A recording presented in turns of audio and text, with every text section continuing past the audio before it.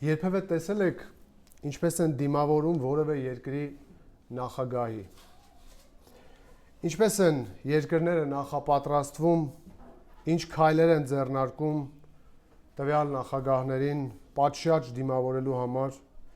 եւ ինչ քայլեր են ձեռնարկում իրենց ուզած նպատակներն իրականացնելու համար։ Իսկ պատկերացնում եք ինչպես է գործել մեր Տերը իր սիրելի որդու աշխարհ գալու առիթով։ Ինչպես է նա հոգ տարել բոլոր իրավիճակների համար, որպեսզի իր սիրելի որդուն ֆիզիկապես բերի աշխարհ։ Բերել աշխարհ ասելը նշանակում է բերել ֆիզիկական գոյության մարմնի մեջ, ոչ թե Հիսուսին արարել, ոչ թե գոյություն տալ ընդհանրապես։ Ինչու է պետք զգույշ լինենք այս տերմինների նկատմամբ, առավելևս Հիսուսի առնչությամբ, քանի որ Հիսուսը մինչև աշխարհ գալը եղել է հավիտենությունում։ Նա չի ստեղծվել ընդհանրապես գոյության իմաստով, այլ ծնվել է որպես մարդ։ Ֆիզիկական ծնունդն ու էության ստեղծումը այս իմաստով տարբեր բաներ են։ Դրա համար էլ սա ձեր մտքում պահեք։ Եվ Հիսուսի աշխարհ գալու մասին հիշելիս, բացատրելիս կամ մեկնաբանելիս շեշտեք նրա ֆիզիկական ծնունդը, մարմնավորումը եւ մի շփոթեք ծնունդը նրա նախագոյության հետ։ Քանի որ նա բանն է, ով Աստծո մոտ էր եւ Աստված էր։ Նա երրորդության երկրորդ հավասար անձն է։ Նա գոյություն է ունեցել անցյալ հավիտենությունում եւ չի դադարել նրա գոյությունը եւ չի դադարելու հավիտյան։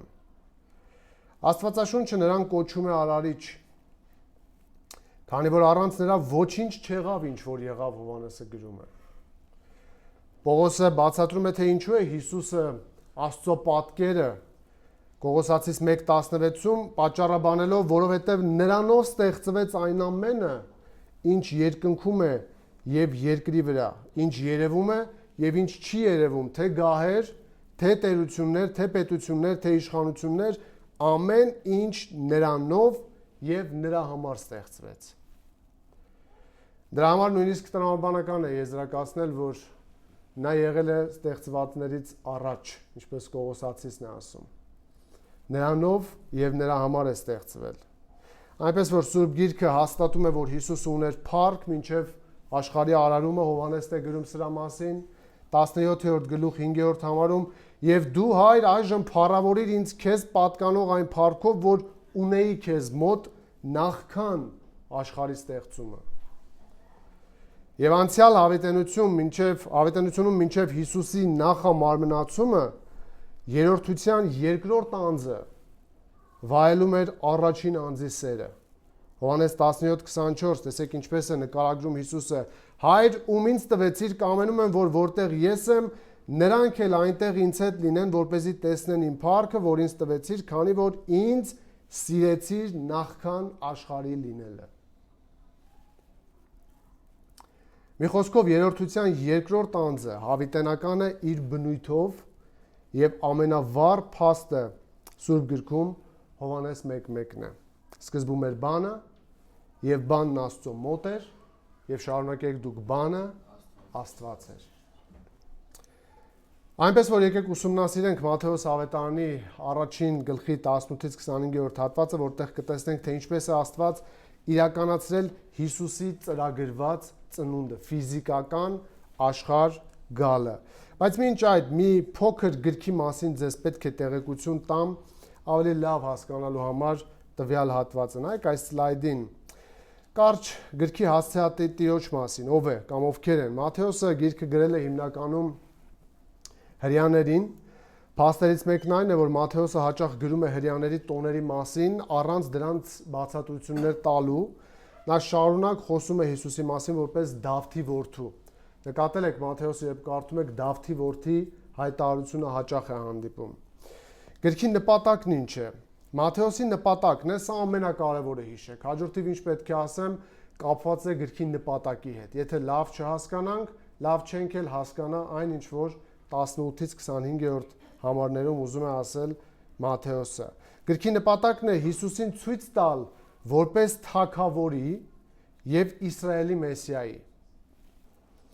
Այս գրքում ավելի քան 600 անգամ հղում է արվում հին կտականին, որով հաստատվում է, որ մարգարեական հաստատումներն ամբողջությամբ կատարվել են Հիսուսի կյանքով։ Մատթեոսի նպատակը հստակ է, ուշադրություն, վկայել, որ Հիսուսը սպասված Մեսիան է հրեաների։ Հին կտականից մեջբերվող բազում վկայությունների նպատակն է ցույց տալ կապը, ուշադիր, խոստացված Մեսիայի եւ մարմնավորված Քրիստոսի միջև։ Այս նպատակը Մատթեոսի աչքից երբեք չի հեռանում այս գրքի ողջ ընթացքում, եւ Մեսիայի իրավունքները հաստատելու համար նա բազում մանրամասնություններ է նշում հին կտականի մարգարեություններից։ Համարները այնքան շատ են, որ նույնիսկ թվարկելը այս դեպքում անիմաստ կլինի, որովհետև չեք հիշելու։ Բայց շատ են։ Եթե ցանկանաք հետագայում ուսումնասիրել, ես կտրամադրեմ սրանք։ Միայն մի քանիսը կարդամ, որպեսզի դուք տեսնեք այս կապը, ինչպես է Մատթեոսը շարունակ ընդգծում։ Օրինակ 1:22-ում այսօր ուսումնասիրելու ենք, ասում այս ամենը եղավ, որպեսզի իրականանար Տիրոջ կողմից Եսայի մարգարեի միջոցով ասվածը, կամ 2-րդ գլուխ 15-րդ համարում, որտեղ մնաց Հիսուսը մինչև Հերովդեսի վախճանը, որպեսզի իրականանար Տիրոջ կողմից մարգարեի միջոցով ասվածը։ Եվ այսպիսով շատ համարներ կան 4-րդ գլխում 13-ից 15-րդ համարներում, երբ Նազարեթը թողնելով եկավ բնակվեց լճի եզերքին, Կափառնայումում, Զաբուղոնի ու Նեփթաղիմի սահմաններում գրված է որպեսզի իրականանար Եսայի մարգարեի միջոցով ասված խոսքը, Զաբուղոնի երկիր եւ Նեփթաղիմի երկիր, ծովի ճանապարհ եւ Հորդանանի այն կողմը հեթանոսներով բնակեցված Գալիլեա։ Այսինքն ամեն քայլափոխին շարժին Հիսուսի Մատթեոսը հաստատում է հին կտակարանի հետ ունեցած կապը նրա։ 8-րդ գլխում որպեսզի իրականանա, 12-րդ գլխում, 13-րդ գլխում, 21-րդ գլխում, այս ամբողջը ես գրել եմ, բայց չընթերցեմ, բայց հստակ է, որ նրա նպատակն է ցույց տալ խոստացված Մեսիայի եւ մարմնավորված Քրիստոսի միջև եղած կապը։ Պատմական եւ աստվածաբանական թեմաները հետեւյալն են։ Քանի որ խոսքն այն մասին է, որ Մատթեոսը Հիսուսին ներկայացնում է որպես սպասված Մեսիա, այս գրքում, ինչպես Աստվածաշնչի ոչ մի այլ գրքում հեղինակներն ասում են այդքան չի, 32 անգամ օգտագործված է երկնքի թագավորություն արտահայտությունը։ Եվ Հիսուսի ազգաբանությունը այստեղ շատ կարևոր դեր ունի։ Որն է դերը։ Առաջին գլխում գրված Հիսուսի ազգաբանությունը, մենք եթե նկատեցիք ուսումնասիրենք 18-ից մինչև 25-ը, մինչ այդ ամբողջությամբ Հիսուսի ազգաբանությունն է, տոհմաբանությունն է գրված։ Այս ազգաբանությունը միտված է ուշադրություն հաստատելու Հիսուսի իրավունքները որպես Իսրայելի թագավոր, իրավական տեսանկյունից։ Եվ գրքի շարունակությունը ավարտվում է այս թեմայի թագավորի մեծ հանձնարարականով, որը անգիր գիտենք։ Մատթեոսը ներկայացնում է Հիսուսին որպես թագավորական սերնդի ժառանգ։ Նա Հիսուսին ներկայացնում է որպես եկող Մեսիայի մասին հին կտակարանի մարգարեություններն իրականացնող։ Մատթեոսը ներկայացնում է ապացույց ապացույցի վրա, որպեսզի հաստատի Հիսուսի բացարձակ իշխանությունը, թագավորությունը վերցնելու։ Բոլոր մյուս թեմաները գրքում, պատմական եւ աստվածաբանական, գրում են հեղինակները, պտտվում են այս թեմայի շուրջ։ Հիսուսը Մեսիան է, խոստացված թագավորը, ով ունի իրավական բոլոր հիմքերը վերցնելու թագավորությունը, Դավթի գահը, որը հավիտյան պետք է անսասան մնար։ Նայեք 17-րդ համարին, որից սահուն անցում կանենք մեր հատված։ Հատվածի նպատակը այստեղ երևում է, ամբողջ 1-ից 17-րդ համարի։ 1:17-ում գրում է այսպես Մատթեոսը. Արդ Աբրահամից մինչև Դավիթ բոլոր սերունդները 14-ն են, Դավթից մինչև Բաբելոնյան գերությունը 14 սերունդ եւ Բաբելոնյան գերությունից մինչև Քրիստոս 14 սերունդ։ Այստեղ գրված այս երեքական 14 սերունդները ցույց են տալիս, որ Հիսուսը Դավթի օրինական եւ թագավորական ժառանգն է։ եւ որ Իսրայելի պատմությունը նպատակային կերպով առաջնորդվել է դեպի Հիսուս։ Այնքան բան եմ գրել այս մասի վերաբերյալ, բայց փորձեմ բանավոր ասել, որպեսզի դժվար չլինի ձեզ համար։ Ձեզ համար հիմա տեսանելի չի լինի խնդիրը 1-ից 17-րդ համարում գտնվող, բայց եթե սկսեք անունները մեկ առ մեկ ուսումնասիրել, դուք կտեսնեք թվացյալ հակասություն Մատթեոսի այն պնդման միջև, որ 14 սերունդներ են իրարից բաժանում մինչև Քրիստոսը։ Նա այնտեղ բաց է թողում մի քանի անուններ։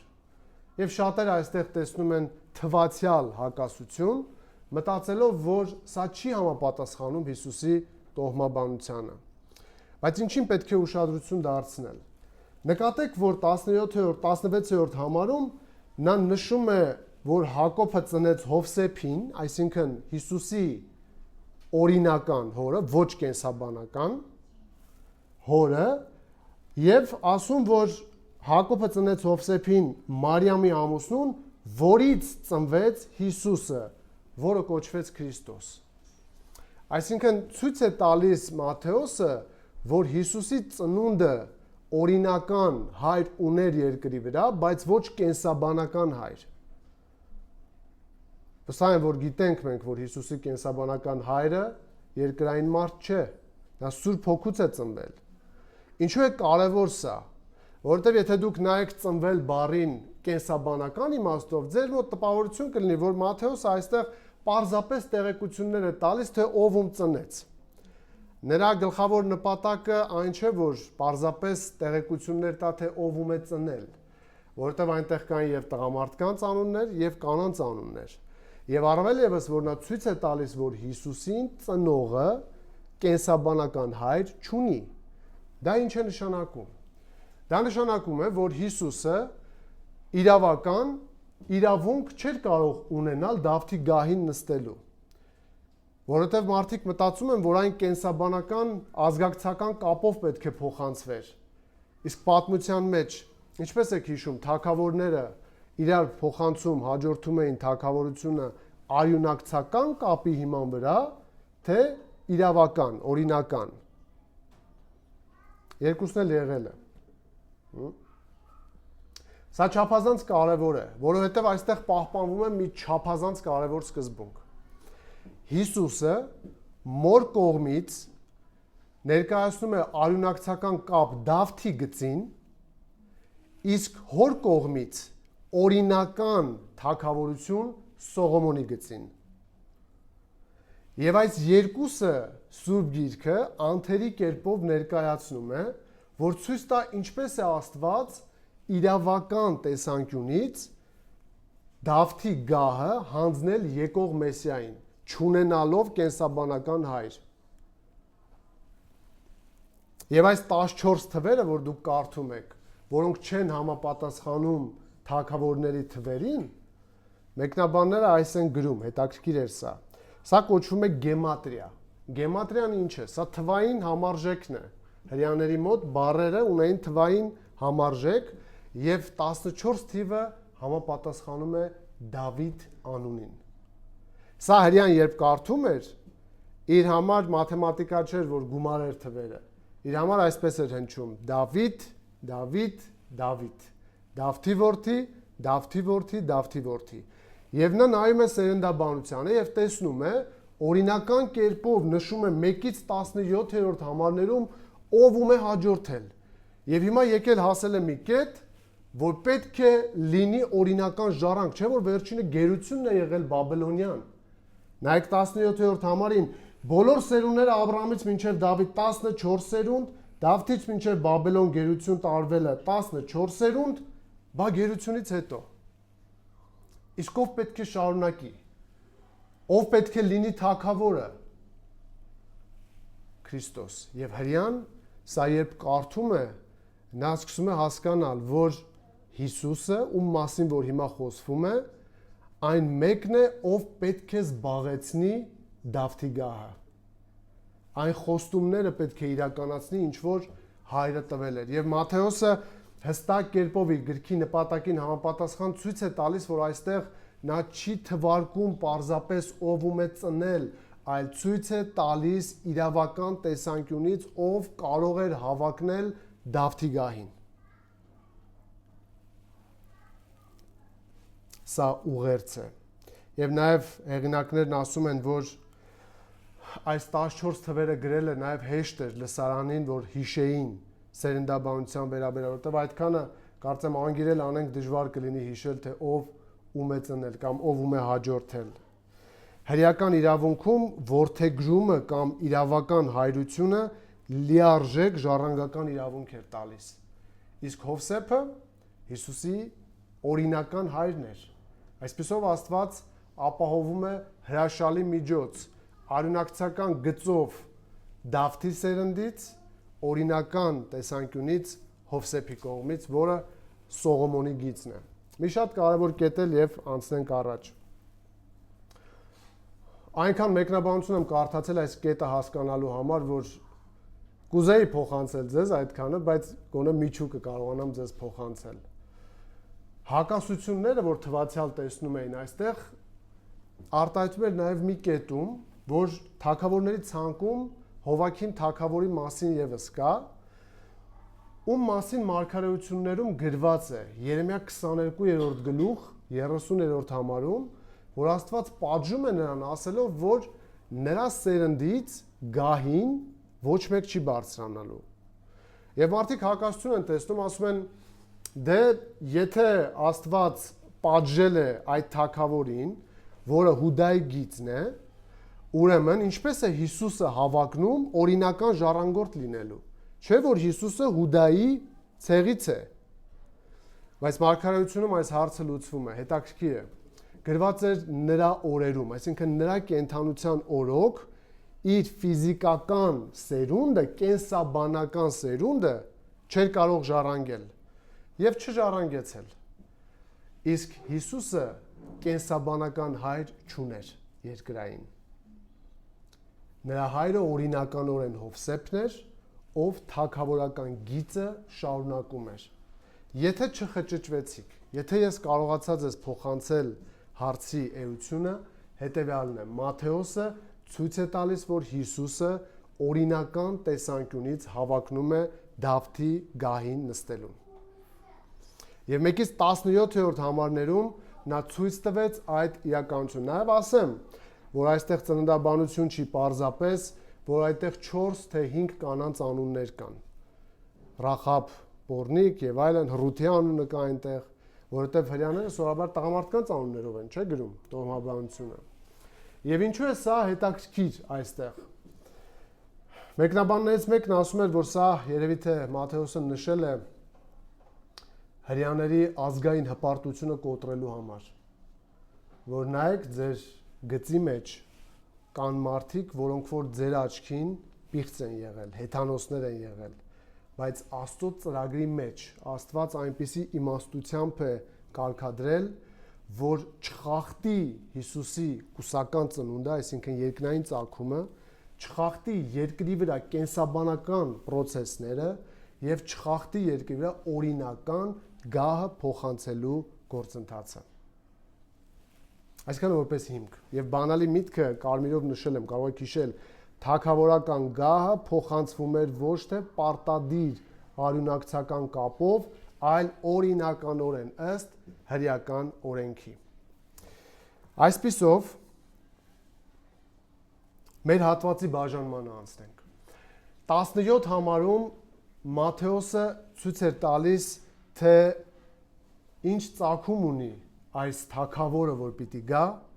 18-ից սկսած ցույց է տալիս, թե ինչպես է ծնունդ առել երկրի վրա Աստված։ Մատթեոս 1:18-ից 25, տեսեք։ 18-րդ համարում տեսնում ենք Սուրբ Հոգու գերբնական աշխատանքը եւ կարդանք եւ նայենք բաժանմանը։ Եվ Հիսուս Քրիստոսի ծնունդն այսպես եղավ. Երբ նրա մայրը Մարիամը նշանված էր Հովսեփի հետ, նախքան նրանց իրար մոտենալը, Սուրբ Հոգուց հղիացած գտնվեց։ Ուրեմն 18-ում Սուրբ Հոգու գերբնական աշխատանքն ենք տեսնում, 19-ից 23-ում տեսնում ենք երկնային միջամտություն վտանգված ծնունդի համար։ որովհետև Հովսեփը 19-ում մտածում է արձակելու մասին եւ Տերը միջամտում է։ Շարունակում եմ 20-ից։ Սակայն մինչ մտածում էր այս բաների վրա, ահա Տիրոջ հրեշտակը երազի մեջ երևաց նրան ասելով. Հովսեփ, Դավթի որդի, մի վախեցիր կին առնել նշանածիդ Մարիամին, որովհետև նրանում ծնվածը Սուրբ Հոգուց է։ Եվ նա որդի պիտի բերի եւ նրա անունը պիտի դնես Հիսուս, որովհետև նա պիտի փրկի իր ժողովրդին իր մեղքերից։ Եվ այս ամենը եղավ, որպեսզի կատարվի Տիրոջ խոսքը, որ ասել էր մարգարեի միջոցով. ահա կույսը պիտի հղիանա եւ մի որդի պիտի բերի եւ նրա անունը Էմանուել պիտի կոչեն, որ թարգմանվում է Աստված մեզ հետ։ Եվ 24-25-րդ համարներում արդեն տեսնում ենք Տիրոջ նպատակի իրականացումը, որ անարգել կերպով լույս աշխարհ է գալիս Հիսուսը։ Եվ երբ Հովսեփն արթնացավ քնից, այնպես արեց, ինչպես Տիրոջ հրեշտակն իրեն հրամայել էր, եւ իր կնոջն առավ իր մոտ, բայց չիմացավ նրան, մինչև Մարիամը ծնեց իր անդրանիկ որդուն եւ նրա անունը Հիսուս դրեց։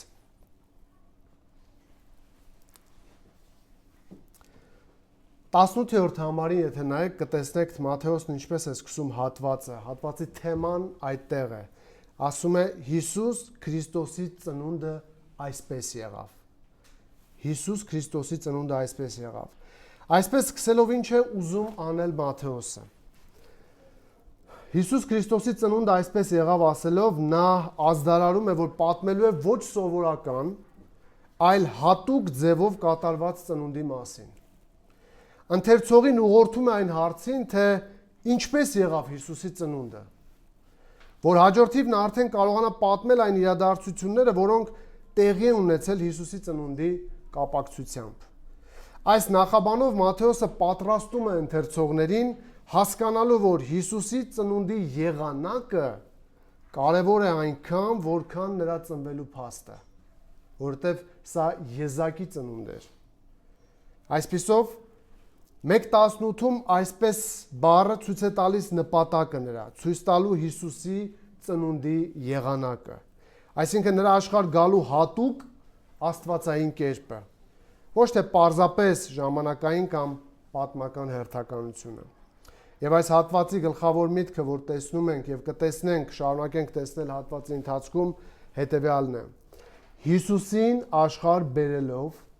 Աստված իրականացրեց փրկության մասին տված իր խոստումը։ Հիսուսին աշխարհ բերելը ուղիղ կապված էր ծննդոց 3:15-ի հետ։ Հիշում եք անկումից հետո ինչ խոստում տվեց Աստված։ Խոստում, որը պատժի լեզվով հնչեց, բայց խոստում էր։ Նա քո գլուխը կջախջախի եւ դու նրա գարշապարը պիտի խայթես։ Եվ ամբողջ պատմության ընթացքում Աստված հետամուտ էր այդ խոստման իրականացմանը։ Եվ հերթով սկսում էր թվարկել Աբրահամի միջոցով խոստումը տալիս էր, հիշեցնում էր Դավթին, մյուսին, մինչև որ կիրականացներ Հիսուսի ծնունդը։ Եվ Հիսուսի ծնունդը այն գագաթնակետն էր պատմության, երբ իրականացավ մարդկության անկման պահին տրված խոստումը։ Սա ցնցող իրադարձություն էր, որովհետև դարերով մարդիկ սպասել էին, թե երբ պետք է լիներ այդ փրկությունը, ում միջոցով այն պետք է իրականանար։ Եվ ահա Հիսուսին աշխարհ է բերում Աստված ֆիզիկապես իր սիրելի որդուն, ում միջոցով իրականացնում է իր խոստումը։ Եվ հաջորդիվ այս հատվածում Մատթեոսը ներկայացնում է Հիսուսի ծնունդի իրականացման 3 եղանակներ կամ Աստծո ծրագրի իրականացման 3 եղանակներ։ Առաջին, ինչպես է Աստված իրականացրել Հիսուսի ծնունդը։ Ինչպես է իրականացրել Հիսուսի ծնունդը։ Առաջին եղանակը, որ մենք տեսնում ենք, այն գերբնական ճանապարհով է եղել։ Գերբնական ճանապարհով է եղել, ոչ սովորական, ոչ տրամաբանական, ոչ սահմանված մարդուն հատուկ։ Եվ այս համարում տեսնում ենք ծնունդի գերբնական լինելու տրամաբանական ապացույցը եւ աստվածաշնչյան հաստատումը այդ մասին։ Նայեք 18-րդ համարին։ Հիսուս Քրիստոսի ծնունդն այսպես եղավ։ Նրա մայրը Մարիամը Հովսեփի հետ նշանված էր։ Նախքան նրանց միմյանց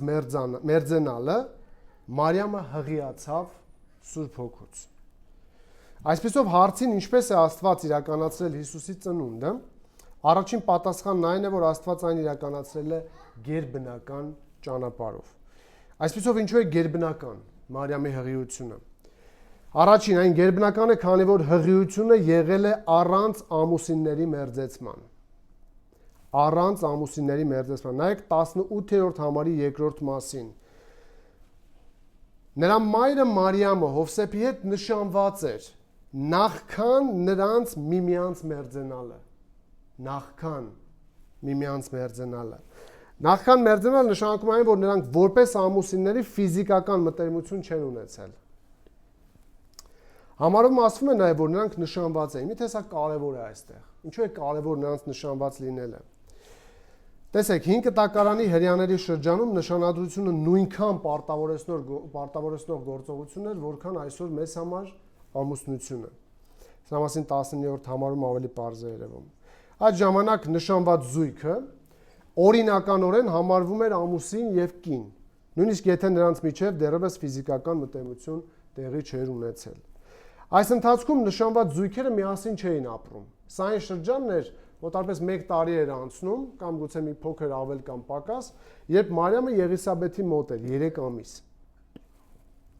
Այս օրերում ամուսնությունը 2 փուլով էր իրականանում։ Առաջին փուլը հենց նշանադրությունն էր։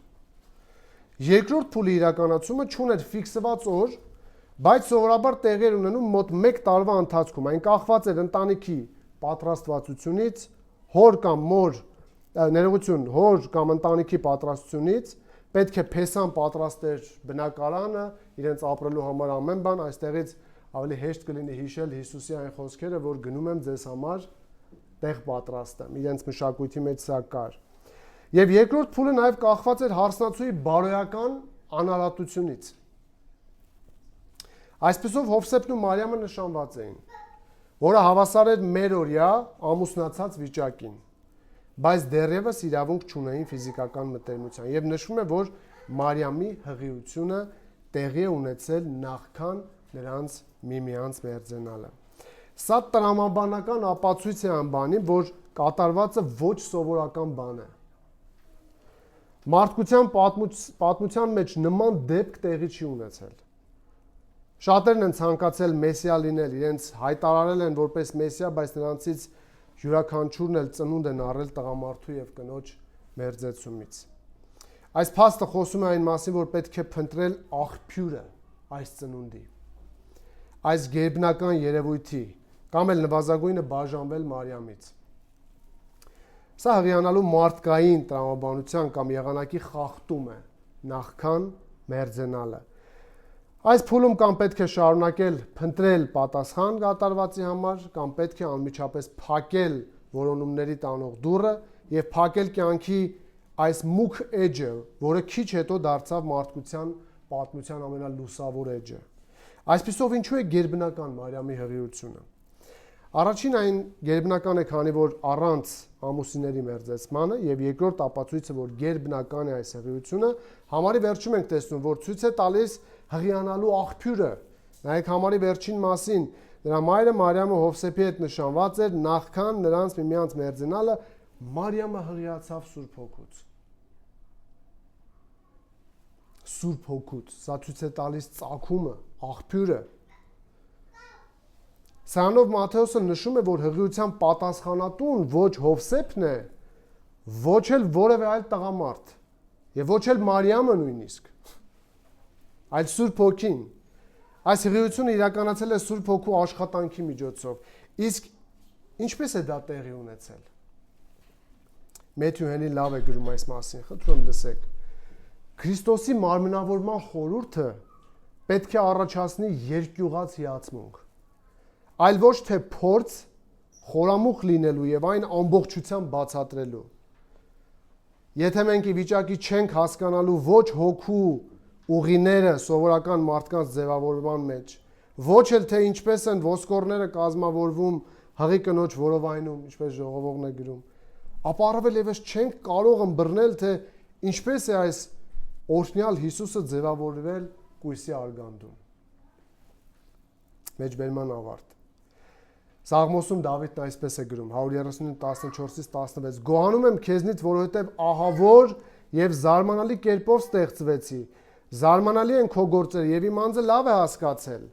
Իմ ոսկորները չծածկվեցին քեզնից, երբ ես ստեղծվեցի ծածուկ տեղը եւ ճարտարությամբ կազմվեցի երկրի խորություններում։ Քո աչքերը տեսան իմ կերպարանքը, որ անպատրաստ էր դեռ, եւ քո գրքում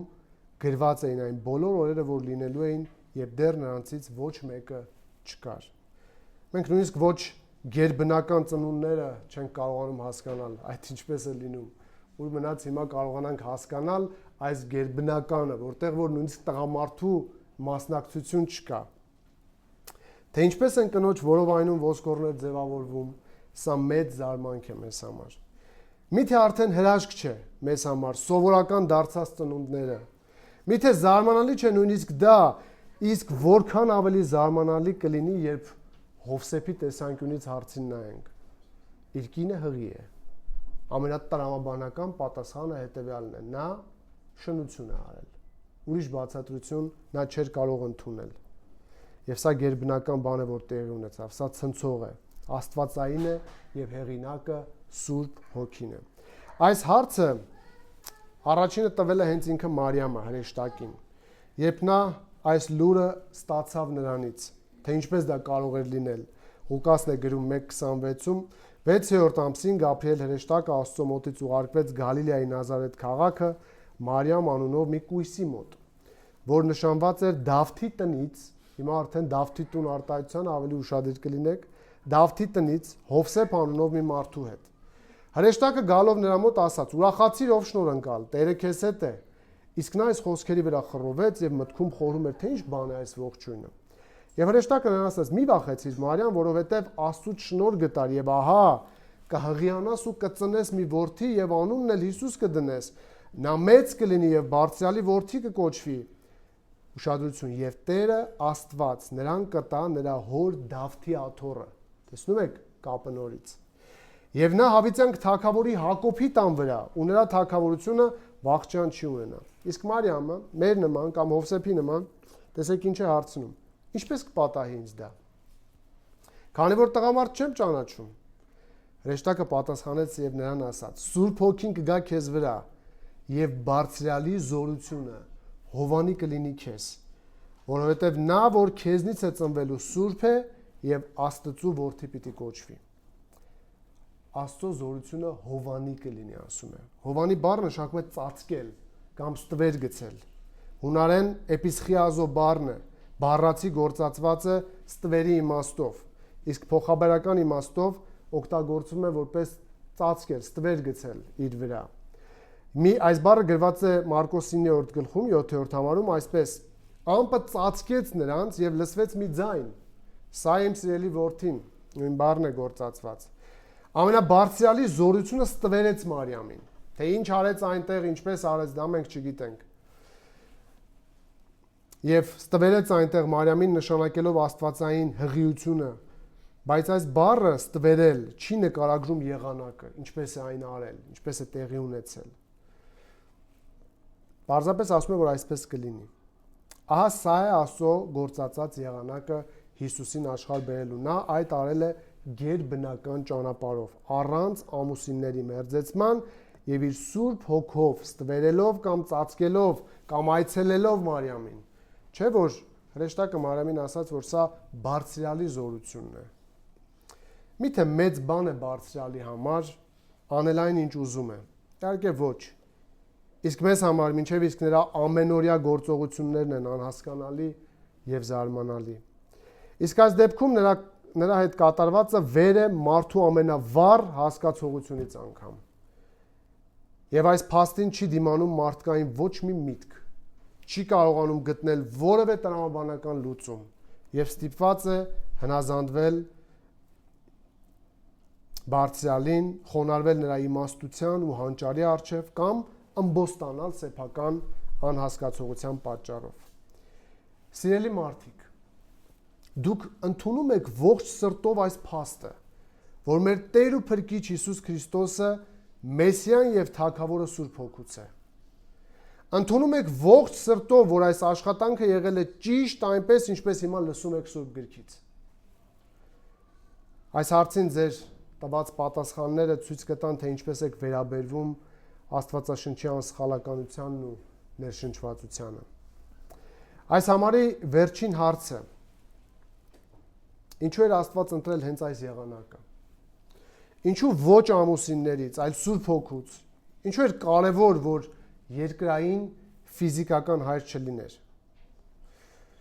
Մակարդուրը այսպես է գրում սրա մասին. Քրիստոսի մարդկային բնույթը հավերժական չէ։ Այն սկիզբ ուներ։ Հիսուսի անձի մեջ աստվածային եւ մարդկային բնույթները միավորվեցին։ Այսինքն Հիսուսը պետք է ունենար երկու բնություն։ Առանց կուսական հղիացման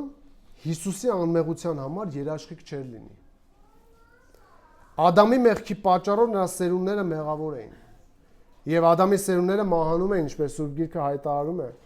Մահը կարող է տեղի ունենալ նախքան նորածինը կհասկանար ճիշտը սխալը, դրանով կապացուցել, որ մեղքի վիրուսը, այսպես ասած, իր վրա է ազդել։ Անմեղ Հիսուսի մարդկային մարմինը ենթակա եղավ մահվան միայն այն պատճառով, սա չմոռանաք, որ Աստված նրա վրա դրեց մարդկության մեղքը պարզապես։ Դա իր մեղքը չէր, նա անմեղ էր։ Այսինքն պետք է Աստված այնպես աներ, որ նա եւ դառնար մարդկության ներկայացուցիչ, եւ լիներ անմեղ, եւ լիներ Աստված։ Վերջապես Հիսուսի կուսական ծնունդը պետք է լինի քրիստոնյայի հավատի խոստովանության մի մասը, գրում է նա։ Հիսուսի ծնունդը նրան տվեց ֆիզիկական մարմին, իսկ հակաքրիստոսի ոգին հերքում է, որ Հիսուսը մարմնով է եկել։ Հիշում եք Հովհաննես, առաջին Հովհաննես 4:1-3, բայց հավատացյալները խոստովանում են, որ Հիսուսը մարմնով է եկել։ Ով որ չի հավատում, որ Հիսուսը մարմնով է եկել, նեռի հոգուց է, գրում է Հովհաննեսը։ Ահա թե ինչու էր պետք կուսական ծնունդ կամ հղիություն կամ առանց ֆիզիկական հոր, այլ Սուրբ Հոգուց, որ նա չմասնակցեր մարմնի մեղքին, նա մեղավոր չէր կարող լինել։ Եթե նա մեղավոր լիներ, դա չէր կարող իրականացնել փրկությունը։ Սա Աստծո ընտրած եւ գործածած եղանակն է Հիսուսին ֆիզիկական ծնունդ տալու համար։ Սա առաջին եղանակն է, այն գերբնական ճանապարհով է եղել ամուսինների մերձեցման բացակայության պայմաններում եւ աղբյուրն էլ Սուրբ Հոգուց։ Ինչպես է Աստված իրականացրել Հիսուսի ծնունդը։ Երկրորդ եղանակը տեսեք, իր նախախնամությամբ։ Առաջին գերբնական ճանապարհով, երկրորդ իր նախախնամությամբ 19-ից 23-րդ համարներում ենք տեսնում։ Եվ այս 5 համարներում տեսնում ենք նախախնամության 3 դրսևորում։ Աստծո նախախնամությունը դրսևորվում է այստեղ պատմությունը կառավարելով, իր ծրագիրը հայտնելով եւ իր խոստումը կատարելով։ Նայեք 19-ից 23-րդ համարներին Հովսեփի արձագանքին եւ Աստծո միջամտությանը։ Նրա ամուսինը Հովսեփը արդար էր եւ չէր ցանկանում նրան խայտառակել, մտածեց գաղտնի արձակել նրան։ Եվ մինչ նա այս մասին էր խորում, ահա Տիրոջ հրեշտակը երազում հայտնվեց նրան ու ասաց. Հովսեփ, Դավթի որդի, մի վախեցիր քեզ մոտ առնել քո կնոջ Մարիամին, որովհետև նրա մեջ ծնունդ առածը Սուրբ Հոգուց է։ Այսպիսով, Աստծո նախախնամությունը գործել է միշտ, որպեսզի անվրեպ կերպով իրականացնի իր ծրագրերը։ Աստծո նախախնամություն նշանակում է Աստծո կառավարում եւ ուղղորդում։ Եվ եթե դուք մտածեք հիմա որտեղից ենք վերցրել, որ Աստծո նախախնամության մասն է, նայեք 22-րդ համարին, որը հիմք է հանդիսանում այս հատվածը հասկանալու համար։ Գրված է այսպես. այս ամենը եղավ, որպեսզի իրականանար Տիրոջ կողմից մարգարեի ասածը։ Սա եղավ, որ իրականանա։ Սա նշանակում է, որ նախորդի ոչ միայն բուն ծնունդի գործընթացը, այլ ինչ որ տեղեր ունեցել, այդ բոլորը ուղղված են եղել այս նպատակին, որպեսզի իրականանար Տիրոջ կողմից ասվածը։ Գրված է այս ամենը, այս արտահայտությունը վերաբերում է Աստծո համընդհանուր կանխատեսմանը, ով գիտի բոլոր իրադարձությունները, նախքան դրանց տեղի ունենալը եւ ապահովում է այնպես, որ այդ բոլորը ուղղորդվեն դեպի իր ծրագրերի իրականացումը։ Գրված է որպեսզի, սա ցույց է տալիս Աստծո մտադրությունը, այսպիսով ամեն բան տեղի ունեցել Աստծո մտադրությունները իրականացնելու համար։ Այլ խոսքով Տերը պատմությունը կառավարել է դեպի իր ծրագրի իրականացումը։ Այսպիսով Աստծո նախախնամությունը այս հատվածում դրսևորվում է առաջին նրա կառավարմամբ։ Ես ինչու եմ դրել նախախնամություն բառը, որովհետև 22-րդ համարում հստակ ցույց է տալիս, որ սա ուղղված է Աստծո մտադրությունների իրականացմանը։ Եվ նախախնամություն, ովքեր չգիտեն, ասեմ ինչ է նշանակում, թեպետ Աստվածաշնչում գրված չէ նախախնամություն բառը, բայց այն խոր ուսուցում է, որ ցույց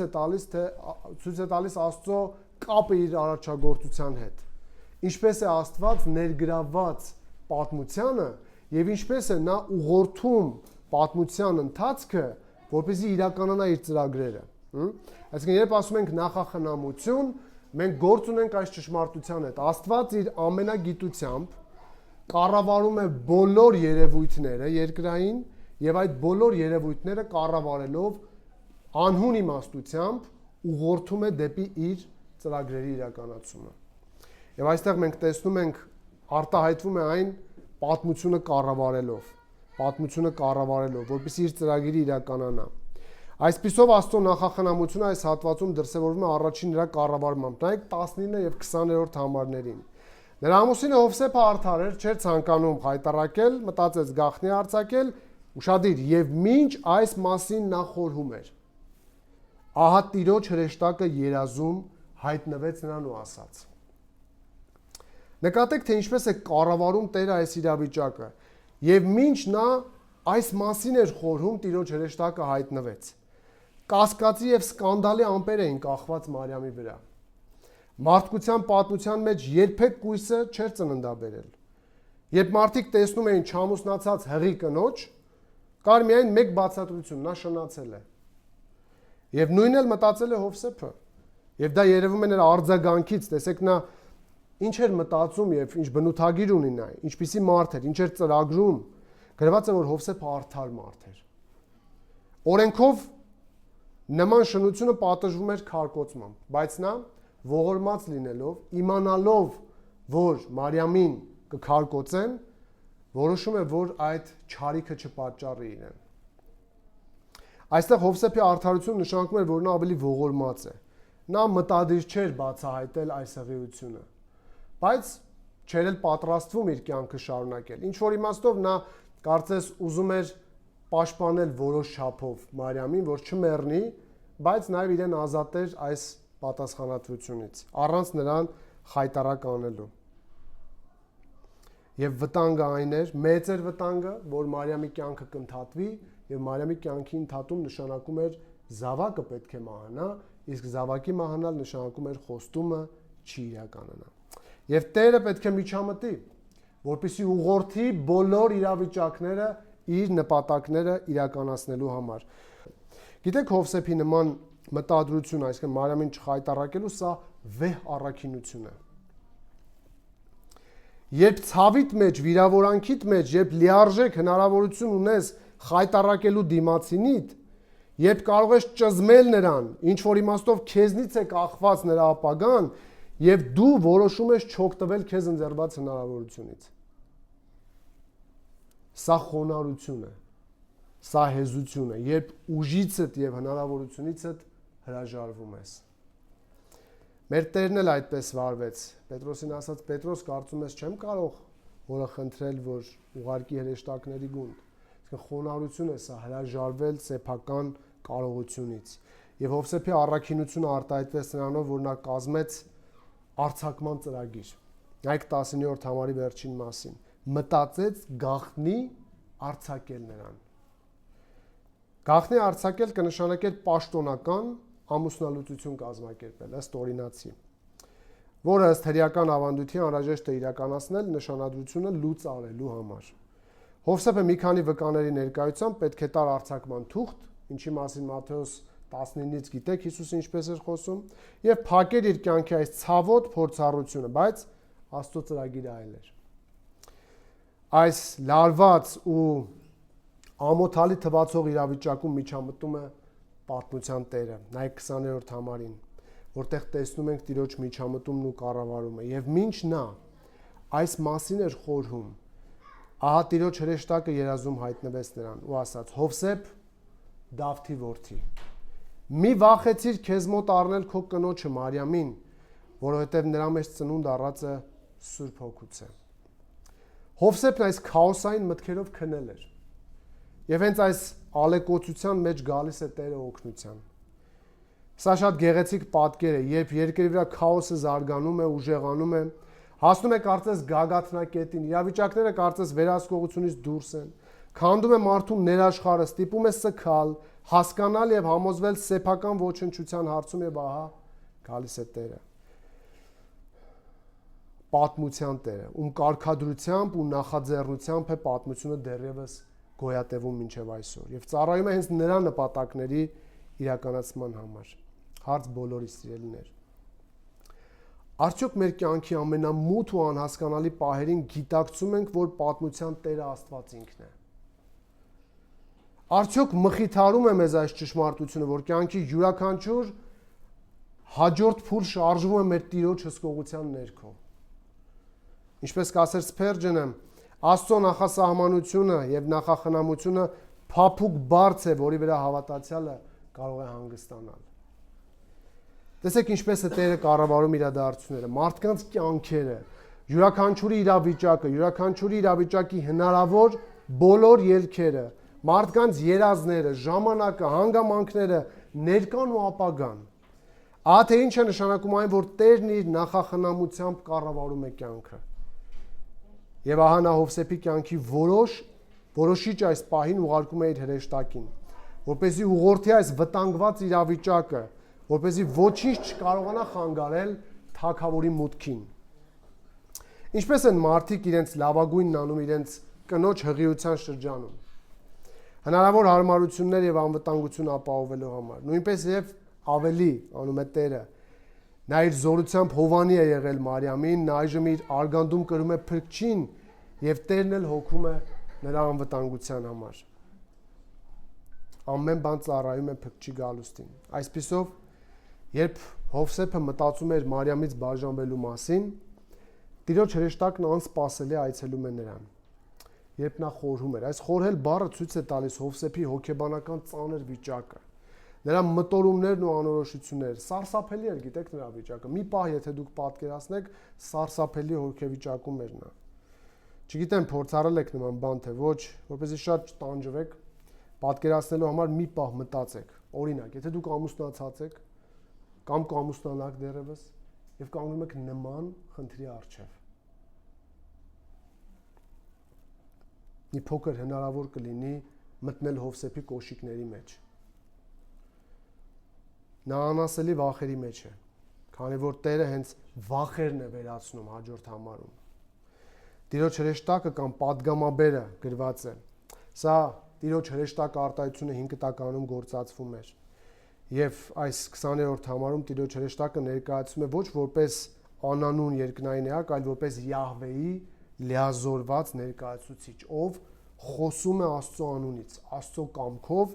եւ Աստծո իշխանությամբ։ Նկատում եք գրված է Տիրոջ հրեշտակը։ Եվ սա պատահական չէ, որ գալիս է ոչ թե պարզապես պատգամաբեր, այլ Տիրոջ հրեշտակը, քանի որ այս իրավիճակում եղողը հետագայում հրյա ընթերցողը եւ նաեւ մենք պետք է իմանանք, որ այս ծնունդը սպասարկվում էր երրորդության կողմից։ Եվ Տիրոջ լիազորած պատգամաբերն է եկել։ Մեթյուերին գրում էր ամենայն հավանականությամբ Մարիամին էլ էր այս նույն Տիրոջ հրեշտակը գնացել, որպես պատգամաբեր։ Այս ծնունդին երկինքն ու երկիրն է պատրաստվել։ Եվ ահա Հովսեփը պետք է լսի լուր, որոնք կչեզոքացնեն նրա վախերը, կմխիթարեն իրեն, կտան անասելի պատիվ, կտրամադրեն նրան ուրախությամբ անցնելու այս ցավոտ, բայց օրհնյալ ընթացքը։ Ահա տեսնում ենք Աստծո նախախնամության երկրորդ դրսևորումը, որը իր ծրագրի լուսաբանումն է։ Նա ոչ միայն կառավարում է իրավիճակները,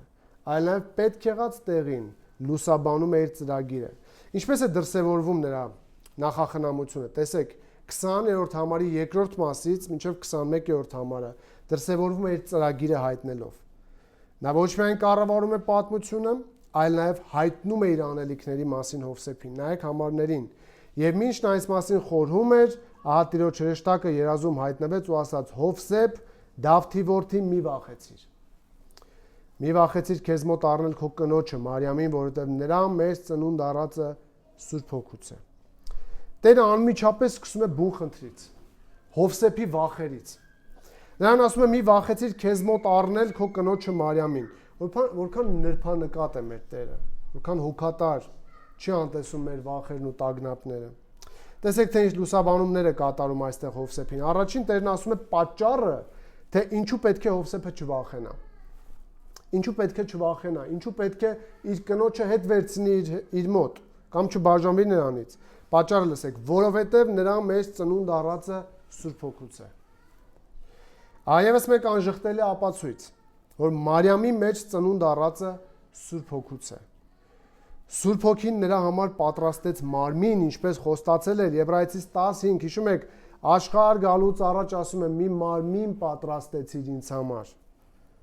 Եվ այս հատվածի հիման վրա Գաղատացիս 4:4-ում ասում է, որ նա ծնվել է կնոջից, եւ այնուամենայնիվ նա երկրորդ Ադամն է կամ վերջին Ադամն է, որը երկնքի Տերն է։ Այս փաստը 100%-ով պետք է վերացներ Հովսեփի մտքում եղած բոլոր հնարավոր վարկածները Մարիամի հղիության մասին։ Հիսուսին որովայնում կրելը պետք է տեղի ունենար սովորականից տարբերվող ձևով։ Հովսեփը հասկանում է սա, որպեսզի մարդկային բնության մասնակից չլինի նա, որ կարողանար խուսափել մեղքից, մեղավորությունից։ Այն որ Հովսեփի կնոջ մեջ ծնունդ առածը Սուրբ Հոգուց է, սա չափազանց լուրջ է արդեն Հովսեփի համար։ Ինչ է սա նշանակում։ Քանի որ եթե Տերը հենց այս պատճառն է օգտագործում Հովսեփին վախերից ազատելու եւ Մարիամի հետ կյանքը շարունակելու համար, դա նշանակում է, որ նա ծրագիր ունի, որը պետք է իրականանա, եւ ահա համարում մեզ մեկ կարևոր դետալ եւս, որ օգնում է ծրագիրը ճիշտ հասկանալու համար։ Ուշադրություն դարձրեք Տիրոջ դիմելաձևին։ Ինչպես է նա դիմում։ Հովսեփ Դավթի որդի։ Դավթի որդի։ Այս դիմելաձևի միջոցով փոխանցում է ծագումնաբանության գաղափարը։ Տերը այս դիմելաձևով ցույց է տալիս, որ նա պատրաստվում է իրականացնել մի բան, որ կապ ունի Հովսեփի ազգության հետ։ Հովսեփ Դավթի որդից, ողջույնը անկասկած նախատեսված էր նրա մեջ արթնացնելու իր թագավորական տոհմի զգացումը եւ նախապատրաստելու Իսրայելի Մեսիա թագավորի արտասովոր գալուստին։ Նախախնամությունն արտահայտվում է ճանապարհի արգելքները նաև հաղթահարելով։ Ինչը անում է այստեղ Տերը։ Տերը տալով պատճառ չվախենալու միևնույն ժամանակ ցույց է տալիս Մարիամի հղիության ծագումը կրկին, տեսեք, եւ նշում, որ Սուրբ Հոգուց է, Հովսեփը լսում է այս բոլորը։ Սա արդեն Հովսեփի սրտից ու մտքից կգցի մեծ բեռ, քանի որ նա Մարիամին շնության մեջ կասկածում էր, իսկ հիմա Տիրոջ լիազորությունից հնչում է հղիության աղբյուրի մասին ճշգրիտ տեղեկություն։ Տերը իր նախախնամությամբ հոգում է, որ Հովսեփը լիարժեք տեղեկացված լինի եւ այնուհետև 21-րդ համարում Տերը բացահայտում է ծնվողի սեռը, անունը եւ առաքելությունը։ Սեռը, անունը եւ առաքելությունը։ Նայեք 21-րդ համարին։ Նա որդի պիտի ծնի, սեռը, եւ նրա անունը Հիսուս պիտի դնես։ Պատճառը, որովհետև նա իր ժողովրդին պիտի փրկի։ Եվ սա առաքելությունն է։ Տեսնում եք ինչու պետք է Հովսեփը, ով Դավթի որդին է, տոհմի այդ գիծն է շարունակում։ Պետք է չվախենա, քանի որ փրկիչն է գալիս։ Հովսեփն արդեն հասկանում է, որ այս ամենը Աստծո խոստման մասին է, որն իրականանում է եւ ինքը ոչ թե աշխարհի ամենադժբախտ մարդն է, ում հետ նման ցավոտ բան է պատահել, այլ նա այժմ կիսելու է Մարիամի հետ մեծ պատիվը, որ ընձեռվել է նրան։ Նկատեք, որ Տիրոջ տված տեղեկություններում կա 3 պիտի, որոնք կրկին ընդգծում են, որ իր ծրագիրն է սա եւ չի կարող չկատարվել։ Դրա համար էլ Հովսեփը կարող է հանգիստ լինել, չվախենալ եւ իր կնոջն իր մոտ առնել։ Նայեք համարին, պիտի ծնի, Հիսուս պիտի դնես եւ նա պիտի փրկի։ Սա Աստծո գործն է, Աստծո ծրագիրն է, որը պիտի իրականանա։ Եվ համարի տրամաբանությունն ասում է, որ փրկելու համար է պետք նրա ծնունդը, որովհետև պիտի փրկի։ Հիշեք, մինչև մահ Հիսուսն է միակը, ով կարող է փրկել մեղքերից։ Չմոլորվեք խոշոր կրոնական կառույցների սուտ եւ մարդուն ասկետիզմի տանող ուսուցումներով, այսինքն ինքնախարազանման տանող։ Իբր հնարավոր է մեղքերից ազատվել որևէ կերպով։ Շատ ճգնավորներ դարերի ընթացքում գնացել են անապատներ, մտածելով մեղքից ազատվելու մասին։ Հռոմեացիս 7-ն ասում է մեղքը իմ մեջ է բնակվում։ Ուր ուզում ես փախչիր, այն քո մեջ է, եւ քեզ միայն Հիսուսը կարող է դրանից ազատել։ Կարող է Հիսուսը փրկել մեղքի ուժից, մեղքի իշխանությունից, եւ ի վերջո երբ լինենք նրա ստեղծագործության մեջ նոր, Հիսուսով մենք ազատենք նաեւ մեղքի ներկայությունից, որ հիմա մեջ 4 կողմը տեսնում ենք։ Հարց մտորելու համար։ Ում ես դիմում մեղքերի թողության համար։ Ինչ ես անում մեղքից ազատվելու համար։ Հիշիր սիրելի մարդ, միակ ով կարող է ներել մեղքեր, փրկել մեղքերից, դա Հիսուսն է, եւ լավ կանես շտապ դիմես իրեն։ Իր ժամանակակիցները սա լավ չէին ընկալել։ Իրենք առավոտից երեկո մարդկանց մեղքերին հոգևորականները, փարիսեցիները թողություն էին շնորհում բանավոր, ոչ գործով։ Դե համար երբ անդամալույցին բերեցին Հիսուսի մոտ, Հիսուսն ասաց, որն է հեշտ, ասել, որ մեղքերդ ներված են, թե ասել նաև մահիճդ վերցրու եւ գնա։ Դե եթե ասեն հեշտ է ասել մեղքերդ ներված են, դա չի ստուգվում։ Բոլորն էլ կարող են ասեն, ինչ իմանանք ներվեց, թե ոչ։ Բայց որպեսի իմանաք, շարունակում եմ, որ մարդու որդին իշխանություն ունի մեղքերը թողելու, մահիճդ վերցրու եւ գնա։ Խոսքերի հետևը ուժ կար։ Ունի այդ իշխանությունը եւ այստեղ խոսվում է հենց դրա մասին, որ նա պիտի փրկի, նա կարող է եւ նա է նախատեսված այդ փրկությունը իրականացնելու համար։ Այսպիսով Տերը իր նախախնամությամբ հաղթահարում է հերթական մեծ արգելքը, որը չուղղորդելու դեպքում կտաներ մոր եւ երեխայի մահվան։ Եվ այս ամենը Տերն անում է իր նախախնամությամբ, իր ծրագիրը հայտնելով, բայց սա դեռ ամենը չէ։ Տիրոջ նախախնամության եւս մեկ դրսևորում ենք տեսնում այս հատվածում։ Ինչպես է այն դրսևորվում։ Երրորդ իր խոստումը կատարելով։ Իր խոստումը կատարելով։ Նայեք 22-րդ համարին, որտեղ Ղուկասը հայտարարում է այս բոլոր իրադարձությունների նպատակը։ Այս ամենը եղավ, որպեսզի իրականանար Տիրոջ կողմից մարգարեի միջոցով ասվածը։ Ահակույսը կհղիանա եւ որդի կծնի եւ նրան կկոչեն Էմանուել, որ նշանակում է Աստված մեզ հետ։ Այսպիսով Աստծո առաջնորդությունը, նախախնամությունը տեսնում ենք վառ արտահայտված այս համարում։ Սա նշանակում է, որ նախորդիվ բոլոր իրադարձությունները ոչ միայն Հիսուսի ծնունդի հետ կապված, այլ մարդկության պատմության ողջ իրադարձությունները տեղի են ունեցել բերելու պատմությունը այս զարգացման, այս գագաթնակետին, որ իրականանա Աստծո կողմից մարգարեին ասվածը։ Տերը պատմությունը կառավարել է դեպի իր ծրագրի իրականացումը, որպեսզի իրականացներ իր խոստումը։ Իսկ ո՞րն էր այդ խոստումը։ Հաջորդ համարին նայեք, մատնանշում է թե ո՞րն էր։ Ահակույսը կհղիանա եւ որդի կծնի եւ նրան կկոչեն Էմանուել, որ նշանակում է Աստված մեզ հետ։ Սա մարգարեական խոստում էր, որը պետք է իրականանար կույսի միջոցով։ Այս կուկույս բառի վերաբերյալ մի մեկնաբանություն է գրում MacArthur-ը, որը արժե այստեղ կարդալ, որ ապագայում եթե այս կույս բառի վերաբերյալ հակառակ մտքերի հանդիպեք, իմանաք նաև թե ինչպես է պետք մոտենալ այս հարցին։ Նա գրում է աստվածաբանները երբեմն վիճում են թե արդյոք Եսայա 7:14-ում եբրայերեն տերմինը նշանակում է կույս, թե աղջիկ պարզապես։ Մատթեոսը մեջբերում է, նա է գրում Սեպտուագինտայից, այսինքն 70-ից, որտեղ օգտագործվում է կույս հունարեն տերմինի միանշանակ մեկնաբանությունը։ Այսպիսով, Մատթեոսը գրելով, ասում է նա, իր ավետարանը Սուրբ Հոգու առաջնորդությամբ վերջապես ցրում է Եսայի 7:14-ում այս բառի մեկնաբանության վերաբերյալ բոլոր կասկածները։ Այսինքն շեշտում է, որ խոսքը կուսության մասին է։ Ոչ թե պարզապես աղջկա, այլ կուսության մասին է։ Այս կույսի հղիանալու նշանը տրված էր Աքազին, ինչպես Հոսով եղբայրը այսօր կարդաց, եւ Դավթի տանը, որպես հավաստիացում, որ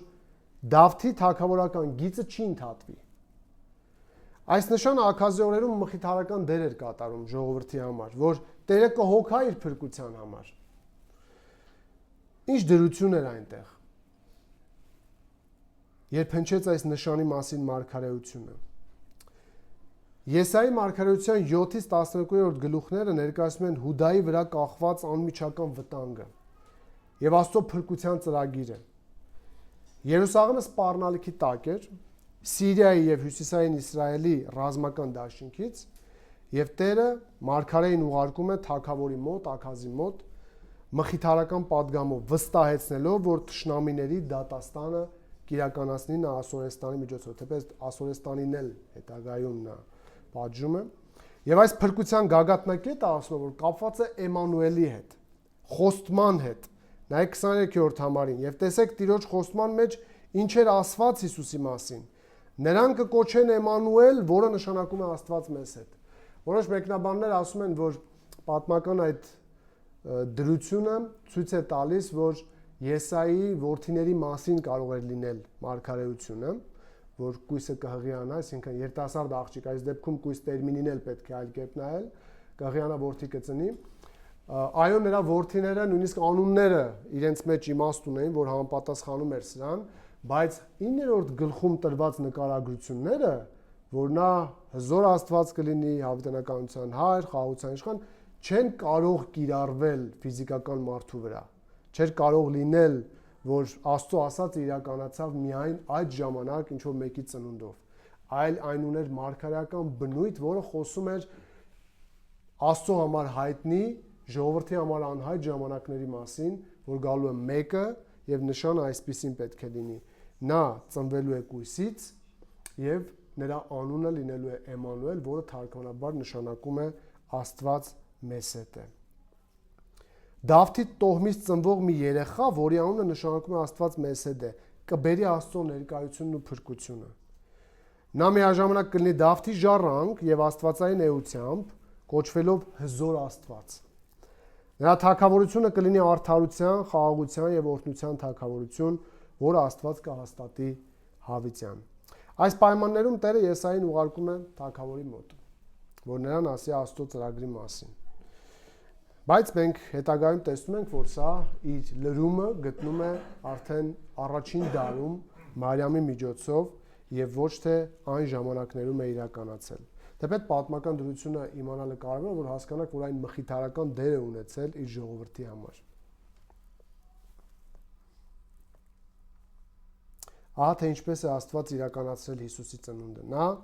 այդ արել է իր նախախնամությամբ, պատմությունը կառավարելով, իր ծրագիրը հայտնելով եւ իր խոստումը կատարելով։ Նա ուղարկել է իր փրկությունը։ Աստծո սիրելի եկեղեցի, ուրախալի չէ, որ ես ու դու ապրում ենք մի ժամանակաշրջանում, երբ արդեն կատարված է այս փրկությունը։ Ծրագիրը, Մեսիան եկել է, նա Էմանուելն է, նա մեզ հետ է, իսկ դու նրա հետ ես, կասեր հեղինակներից մեկը, մտորեք սրա մասին։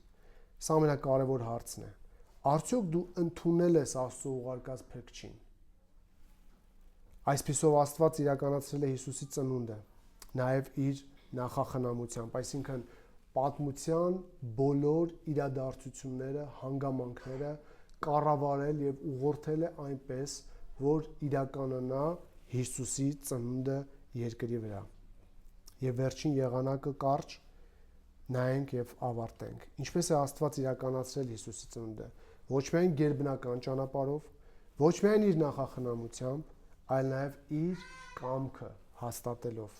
Իր կամքը հաստատելով 24 եւ 25-րդ համարներին նայեք։ Եվ այս համարներում տեսնում ենք Աստծո կամքի հաստատման երկու ապացույց։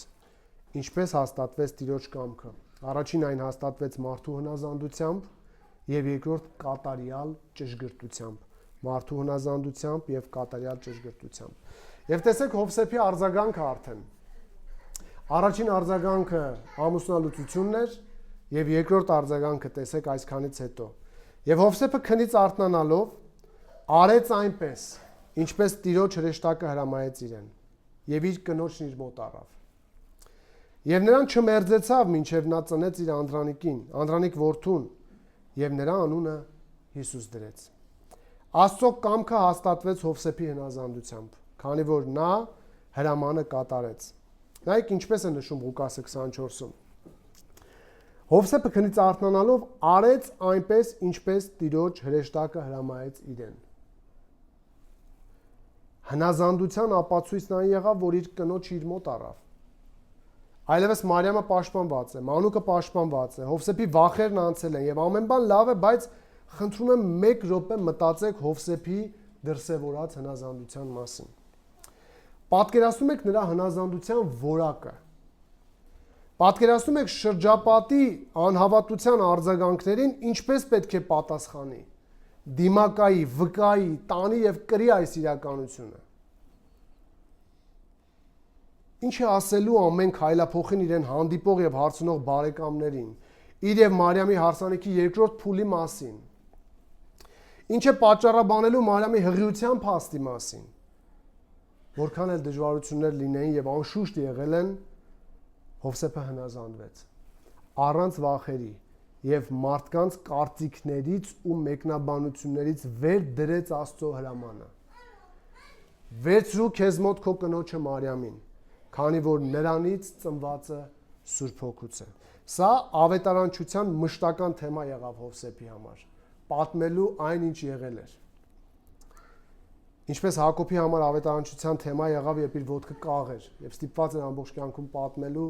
իր Աստծո հետ ունեցած փորձառության մասին։ Հարց բոլորիս. գիտեք արդյոք, որ Տիրոջ կամքը հաստատվելու է միշտ եւ լավ կանենք հնազանդվենք նրան։ Պետք է ընդունենք Աստծո կամքը մեր կյանքի համար։ Եփեսացիում ասում է, որ նա ամեն բան հաջողեցնում է իր կամքի հաճությամբ, այսինքն այնպես, ինչպես ինքն է ուզում, ինչպես ինքն է ծրագրել։ Եկեք հնազանդվենք հոգիների հորը։ Եվ վերջին Աստծո կամքը հաստատվում է ոչ միայն մարդու հնազանդությամբ, այլ նաև կատարյալ ճշգրտությամբ, ինչպես որ ինքը ծրագրել էր, նայեք վերջին համարին, եւ նրան չմերձեցավ, մինչև նա ծնեց իր անդրանիկ որդուն եւ նրա անունը Հիսուս դրեց։ Սրանք եւս Հովսեփի հնազանդության վերջին 2 քայլերն են։ Չմերձեցավ եւ անունը դրեց Հիսուս։ Այո, նա հնազանդվեց։ Սակայն ըստ մեր հատվածի թեմայի, թե ինչպես է եղել Հիսուսի ծնունդը, պետք է նշենք, որ իրականացավ Հիսուսի ծնունդը ճիշտ այնպես, ինչպես Աստված ծրագրել էր։ Հովսեփը վերցրեց իր կնոջը իր մոտ, չմերձեցավ եւ նրա անունը դրեց Հիսուս։ Ահա այսպես է Աստծո ծրագիրն իրականացել Հիսուսին աշխարհ ուղարկելու հարցում։ Նա իրականացրել է Հիսուսի ծնունդը գերբնական ճանապարհով, իրականացրել է իր նախախնամությամբ եւ իրականացրել է իր կամքը ճշգրտորեն հաստատելով երկրի վրա։ Ինչ դասեր կարող են քաղել։ Ինչ դասեր կարող են քաղել այստեղից։ Առաջին, ընդունեք Տիրոջից ձեզ բաժին հասած դերը, գործը, ծրագիրը։ Ինչ որ որոշել է ձեր կյանքի համար։ Որքան էլ այն ցավոտ լինի, որքան էլ ձեր կամ մյուսների համար անհասկանալի եւ նույնիսկ մեղադրելի լինի, ընդունեք ձեր կյանքի դրությունը Տիրոջից։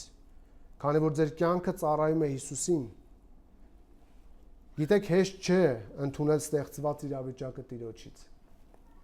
Դրա համար հավատ եւ հնազանդություն է պետք։ Այս մասին Պողոսը Կորինթացիներին ասում է, որ միայն թե յուրաքանչյուր ոք թող ապրի Տիրոջից իրեն բաժին ընկած վիճակի մեջ այնպես, ինչպես Աստված իրեն կանչեց։ Ինչ վիճակում որ կանչել է քեզ Աստված, շարունակիր իրեն ծառայել այդ վիճակի մեջ եւ մտածիր, որ կարևոր է այդ ժամանակ ոչ թե իրավիճակի փոփոխությունը, այլ վիճակի մեջ Աստծուն գոհացնելը, ինչպես որ Պողոսը շարունակության մեջ ասում է, որ կանչվեցիր եւ ծառայիր, հոգ մի արա, իսկ եթե նաեւ կարող ես ազատ դառնալ, քեզ համար ընտրի, որովհետեւ իբրև ծառա կանչվելը եւ թլպատվածնելը ոչինչ է, այլ Աստծո պատվիրանները կատարելն է կարևոր։ Հիշեք, պետք է ընդունեք ձեզ բաժին հասած գործը Տիրոջից, քանի որ ձեր կյանքը ծառայում է նրան։ Թե ինչ վիճակներով եք անցնում դուք ու ես, ինչ վիճակներում է դրել Աստված մեզ, նա ուժ կտա այն կրելու եւ տանելու համար։ Եվ մտածեք ոչ թե կյանքի իրավիճակները փոխելու մասին, այլ ստեղծված իրավիճակներում Տիրոջը հաճեցնելու մասին։ Մի դարձեք մարդկանց կարծիքների գերի։ այլ ընդունեք Տիրոջ կամքը ձեր կյանքի բոլոր իրավիճակներում։ Իմիջիայլոց ասեմ շատ հետաքրքիր է, որ երբ որ Կորինթացիից նոր մեծ բերեցի այդ հատվածի վերջին մասը, Պողոսը հենց նույն խորհուրդն է տալիս, ասում է մեծ գնով գնվեցիք, մարդկանց ծառամի եղեք։ Այդտեղ ֆիզիկական ծառայության մասին չէ խոսքը,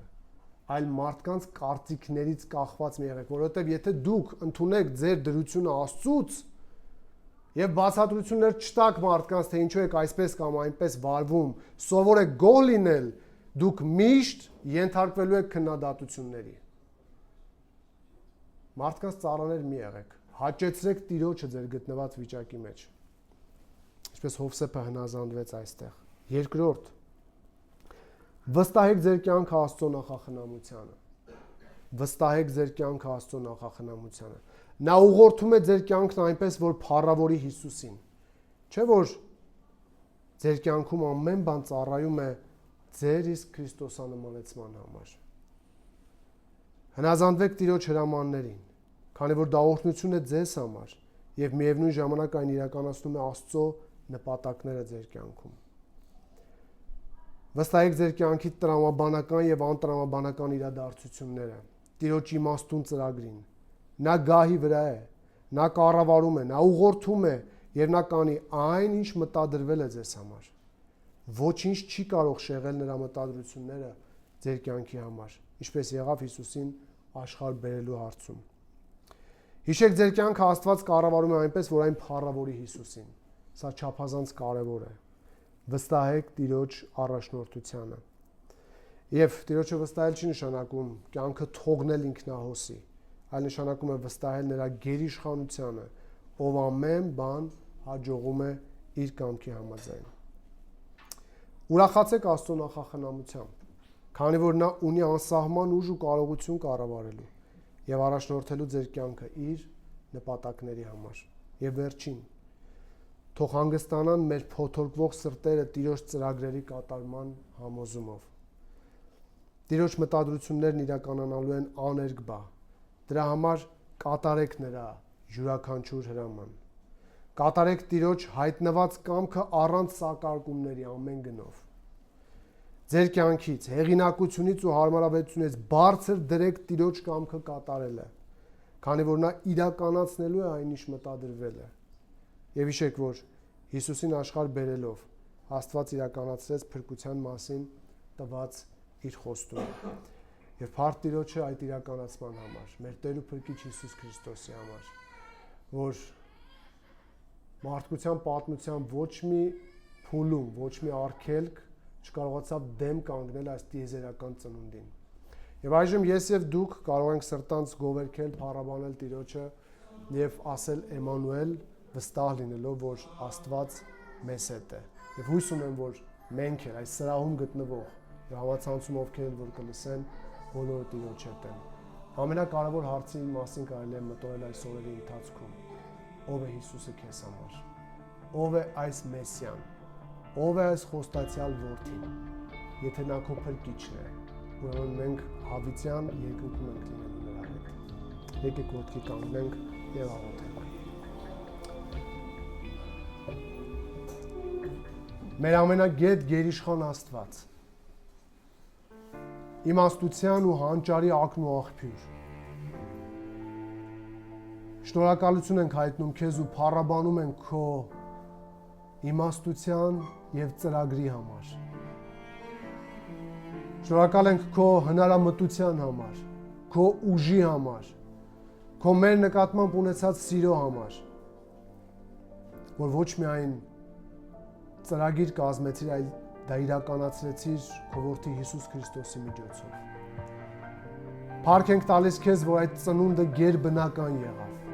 Փառք ենք տալիս քեզ, որ դու ճանապարհի բոլոր խոչընդոտները հաղթահարեցիր քո իմաստությամբ, քո աստվածային ուժով, հարթեցիր բոլոր իրավիճակները, որ իրականանար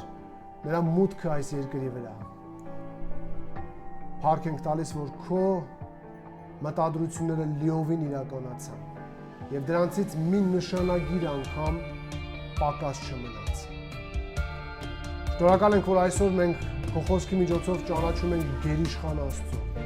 Աստծո, ով մտադրում եւ իրականացնում է։ Աստծո առջև ոչ մի խոչընդոտ չի կարող կանգնել։ Եվ մենք այսօր փառաբանում ենք քեզ, վստահում ենք քեզ մեր կյանքը։ Եվ ինչ էլ լինի մեր ընթացքը այս երկրի վրա։ Օգնիր, որ ուրախանանք քո ուժով, ուրախանանք քո ով լինելով, ուրախանանք քո իմաստությամբ, ուրախանանք մեր Տեր ու Փրկիչ Հիսուս Քրիստոսով, որը հսկում է մեր կյանքերը, որ կառավարում եւ ուղղորդում է մեր կյանքերը իրեն փառավորելու եւ մեզ Քրիստոսանման դարձնելու համար։ Օգնիր, որ մեր մնացած կյանքն ապրենք քեզ վայելու հաճելի կերպով։ Այս Հիսուսին փառավորելով, այս Հիսուսին գոհացնելով եւ այս Հիսուսին նմանելով։ Եվ դու փառավորես մեր կյանքով ու գործով, եւ հիմա, եւ միշտ, եւ հավիտյանս։ Ամեն։